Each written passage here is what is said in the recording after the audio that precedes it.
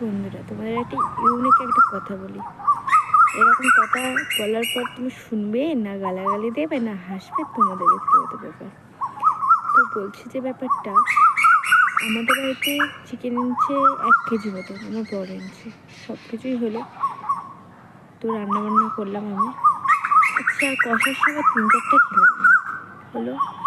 তারপর শ্বশুরমশাই বললো যে আমি এখন খাবো না, তুমি খেয়ে নাও, বাচ্চাটা আবার কাঁদবে, তো তুমি আগে খেয়ে নাও।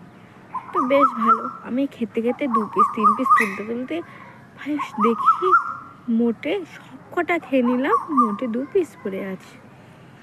ভাবা যায়? এবার আমি 2 পিস কার পাতে দেবো? আমার বর খায়নি, আমার শ্বশুরমশাই খায়নি, শাশুড়ি মা খায়নি। আমি তো বুঝতেই পারছি না কি করব। এবার যদি জানতে পারে সব মাংস আমি খেয়ে নিলাম, এবার আমি কি করব বুঝতেই পারছি না।